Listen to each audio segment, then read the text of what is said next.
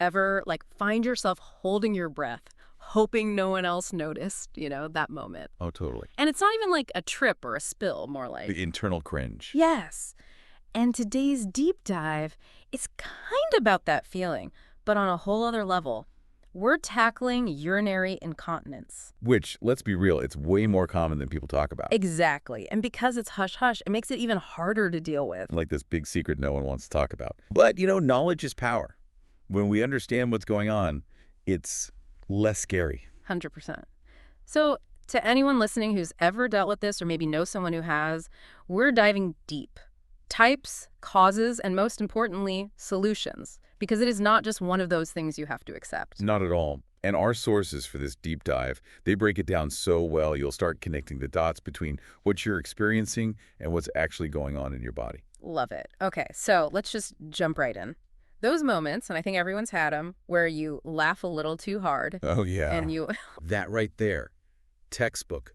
Stress incontinence.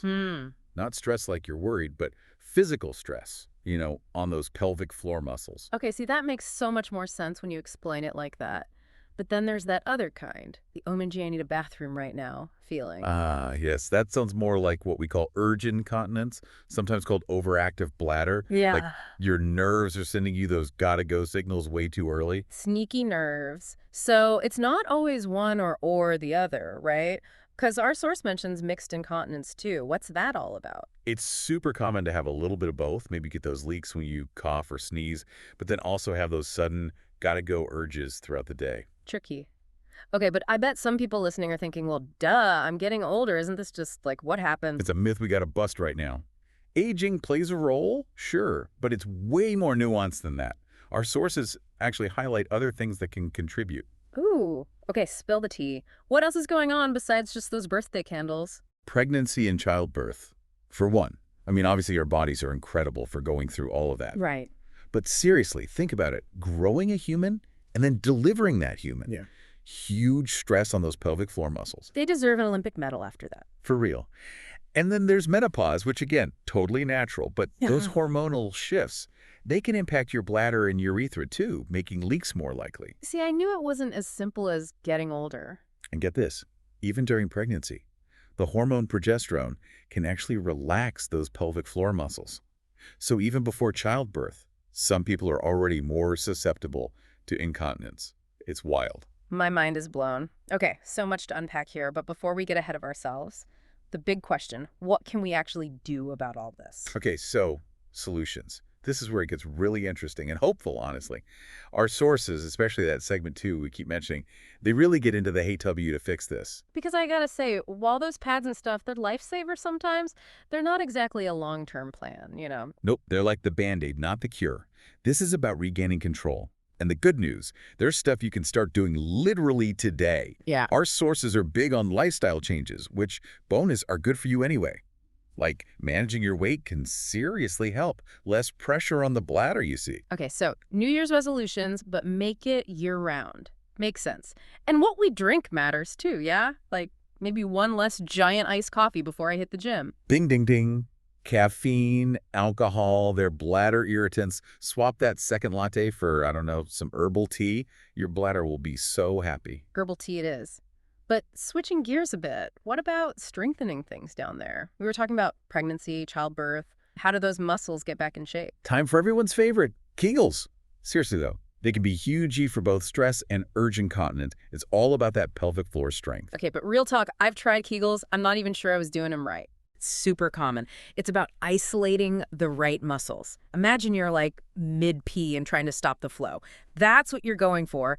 And honestly, our sources even say if you're unsure, see a pelvic floor therapist. They're like the muscle gurus. PT, but for my hoo-ha-ho. Woo! Makes total sense. But let's say we've tried the lifestyle stuff, we're Kegeling like pros, and it's still a struggle. What then? Time to phone a friend, or rather, a doctor. Our sources talk about meds that can calm down an overactive bladder or even topical estrogen if it's menopause related. This is where having a doc who really listens, like gets it, is so important. 100%. It's not one size fits all. And elephant in the room time, surgery. It's out there, but usually a last resort. Okay. Most people don't need it. Okay, good to know. Yeah. But beyond the like physical stuff, I think we got to talk about the emotional side. Even prepping for this, I was kind of like, ugh, do we have to talk about this? It's so understandable. Our sources don't shy away from that. Embarrassment, anxiety, even shame. It's real. People isolate themselves because they're scared of having an accident. It's a lot to carry.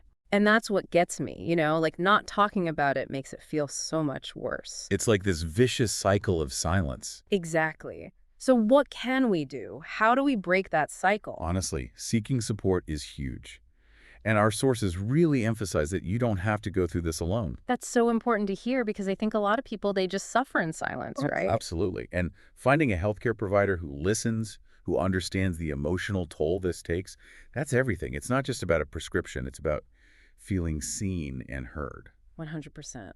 Okay, so as we wrap up this deep dive, I'm curious, for you, what was like the biggest takeaway? I think for me, it's how common this actually is, and that it's not a character flaw or something to be ashamed of. There are actual solutions out there. Right, like knowledge really IS power. Yeah. So to our amazing listeners out there, what's one thing you'll take away from this deep dive? What small change are you going to make? Maybe it's finally scheduling that doctor's appointment you've been putting off, or trying out those Kegel exercises. Every little step counts. I love that. It's about taking that first step, no matter how small.